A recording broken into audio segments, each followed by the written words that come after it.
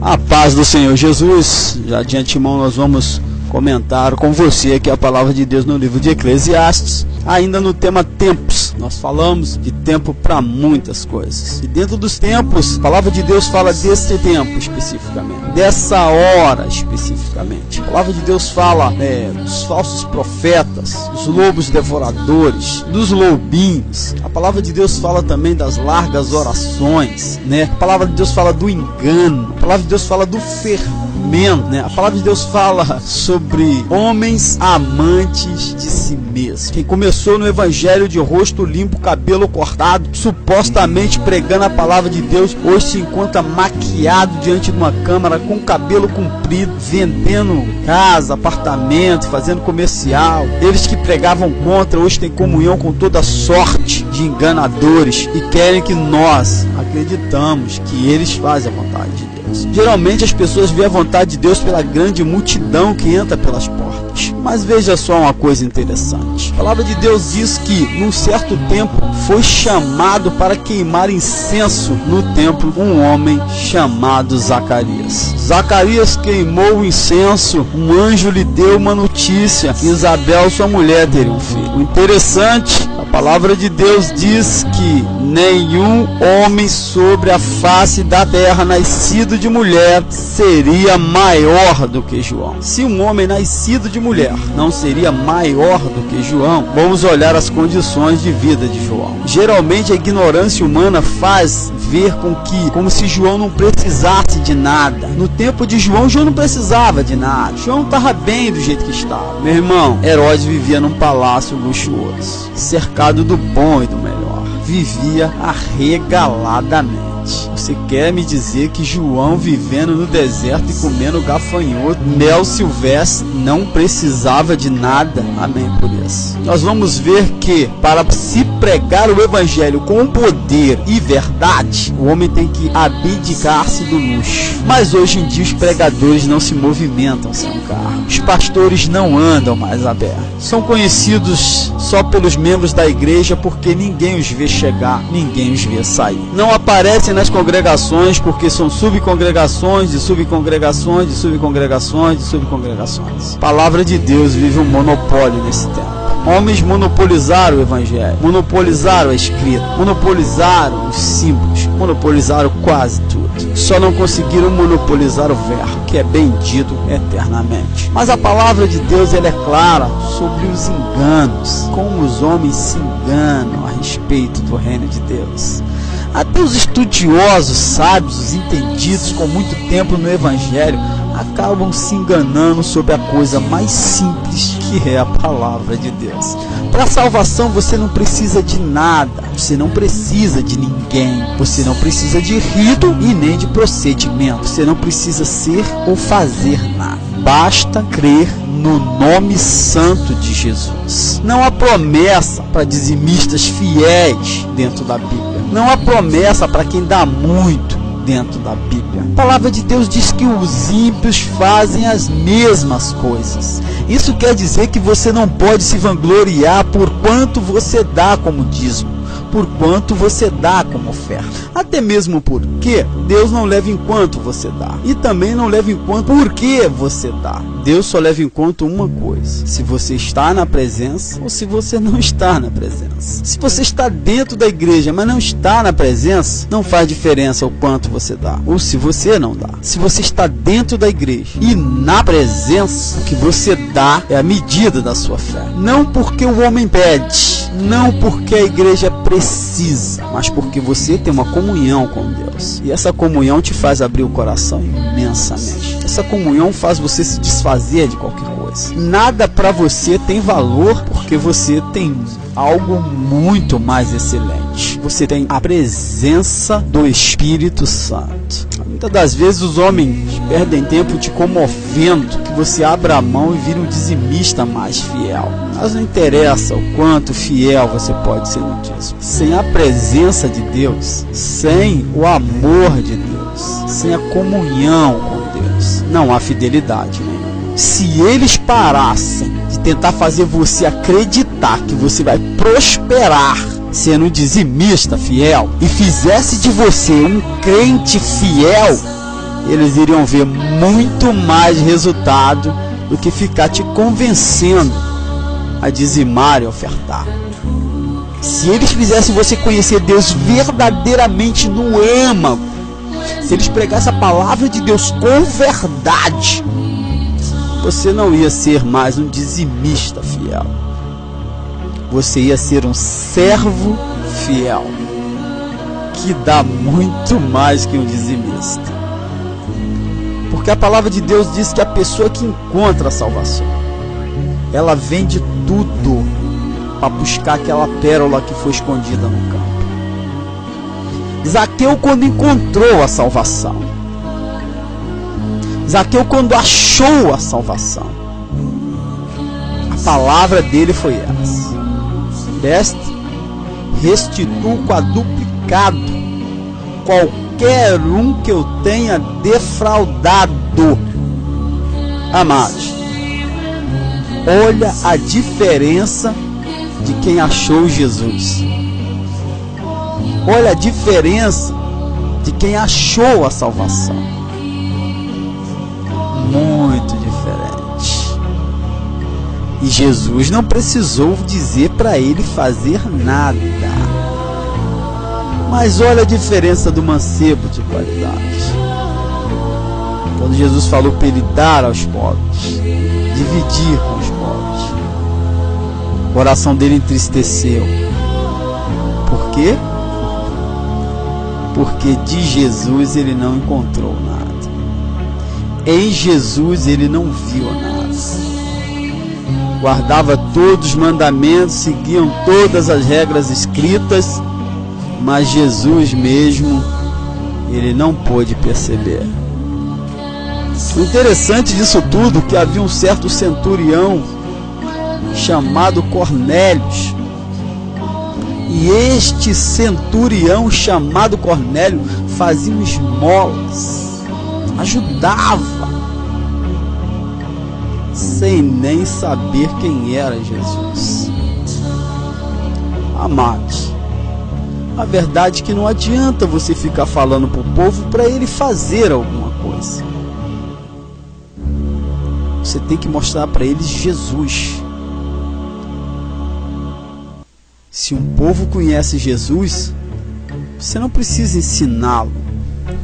Se bem que, da verdade, realmente, quando a pessoa conhece Jesus, ela procura aprender, procura crescer. Ela passa a querer dar tudo aquilo que ela encontrou. Ela quer dar para a família, ela quer dar para os amigos, ela quer dar para os colegas de trabalho, os conhecidos do ônibus. Ela quer espalhar o que está sentindo. Mas geralmente as pessoas entram no evangelho e não sentem nada. E por não sentirem coisa alguma, eles não têm nada para dar. Eles chegam no lugar, encontram um rito, um procedimento, maneiras, formas, horários, dias, mas a coisa gloriosa mesmo elas não encontram. Irmão, nascia no meu tempo, quando eu nasci no evangelho, todo lugar que eu ia, nascia um batizado no Espírito Santo. Toda reuniãozinha no lar que tinha, eu vi nascer profetas. Eu levava um homem para ele andar comigo, um irmão. E uma vez nós fomos numa casa na Vila Aliança, mistério de Deus, nós estávamos lá no Monte do Viegas. E ali encontramos um jovem, o jovem cismou de dar um terno para ele, a qualquer custo. Falamos para pegar depois, ele não, disse que tinha que ser agora. Nós acabamos saindo do Viegas e indo até a Vila Aliança. E entramos na casa de uma mulher. Essa mulher alimentava ele. Nós vimos esta mulher encostada no muro. E Deus falava para mim que ela queria uma resposta. Eu falei para Deus: Deus, qual a resposta que ela quer? E o Senhor falou para mim: Ele tem a resposta. Eu falei: Senhor, ele não é vaso, ele não é profeta, como tem a resposta. Deus falou: quem anda com um profeta, profeta será. Eu falei: amém, Senhor, glória a Deus por isso. Os olhos dele vão se abrir. Eu me alegrei, regozijei grandemente por Deus falar que ele seria um vaso, seria um profeta. Entramos na casa, já sabíamos o que tínhamos que fazer, então começamos a orar. Oramos, terminei a oração já esperando que ele falasse, porque Deus falou que ele tinha algo a dizer da sua parte. E eu virei para ele e falei: ó, o que você precisa eu não tenho, mas Deus disse para mim que ele tem, e ele vai dar o que você precisa. A resposta que você queria sai da boca dele. E ele, meio titubeante no começo, abriu a boca e falou tudo. Eu o vi profetizar pela primeira vez, e isto para mim foi maravilhoso. Daí em diante eu passei a investir meu tempo, o meu conhecimento, tudo aquilo que aprendi com Deus durante 4 anos sobre a vida deste homem, para ver ele ser tão abençoado quanto eu era com os dons. Mas muitas coisas requerem esforço e dedicação, requer abnegação, requer olhar para frente e nunca para trás. Ele tinha um coração,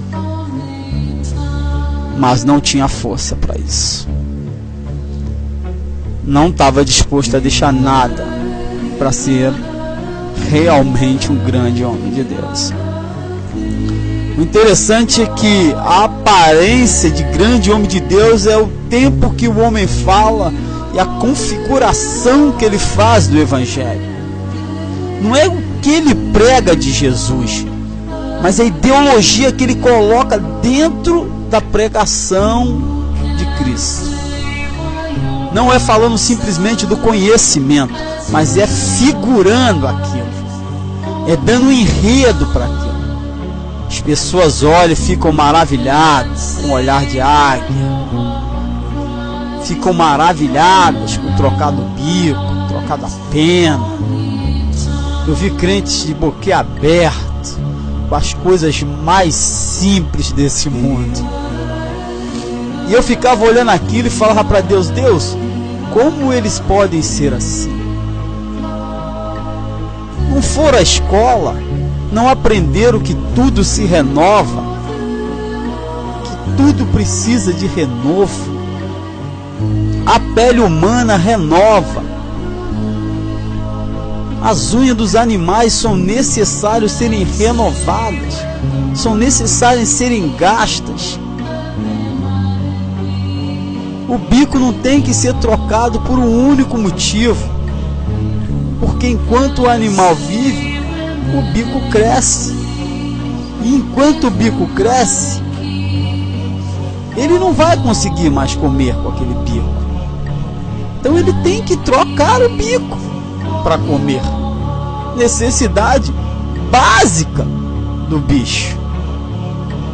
Ele troca as penas, mas claro que tem que trocar as penas.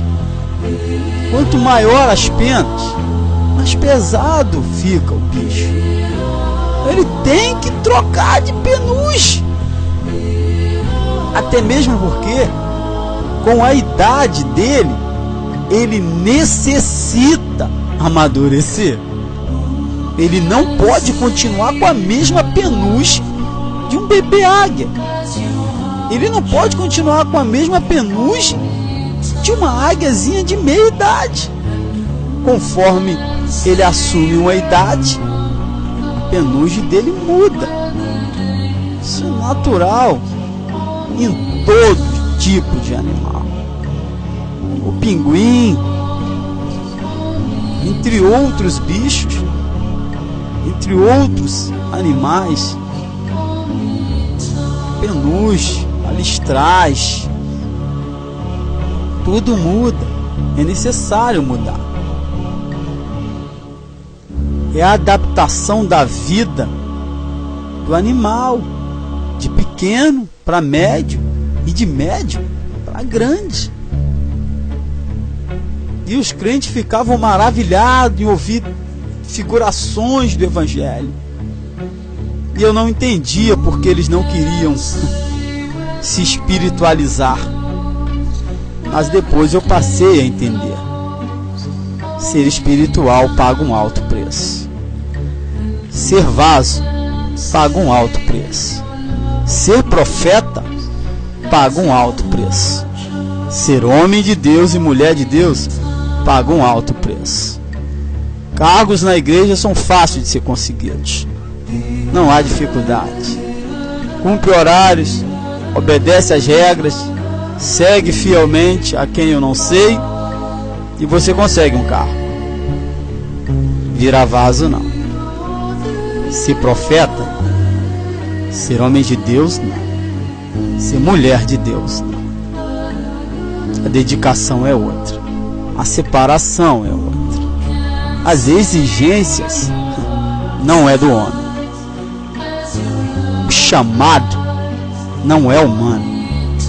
A comunhão não é de irmandade.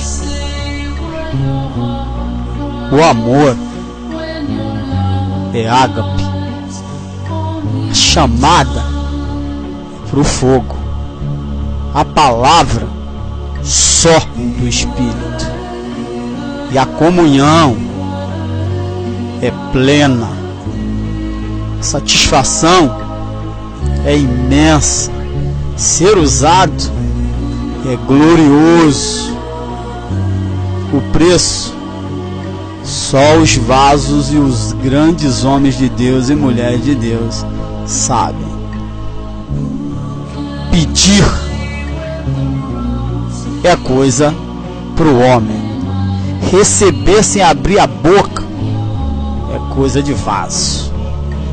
Há muita diferença entre muita gente dentro da igreja. Ser perseguido pelos próprios irmãos, isso é a coisa mais normal para um vaso. É a coisa mais normal para o profeta. Entendê-los, mas essas perseguições sempre acarretam algo de bom ao homem de Deus e à mulher de Deus.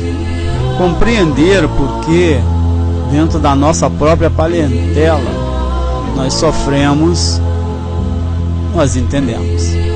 Porque sofremos dentro do nosso povo, nós entendemos. Dentro da nossa nação, nós também entendemos. Entendemos quando a nossa tribo nos rejeita, nós entendemos.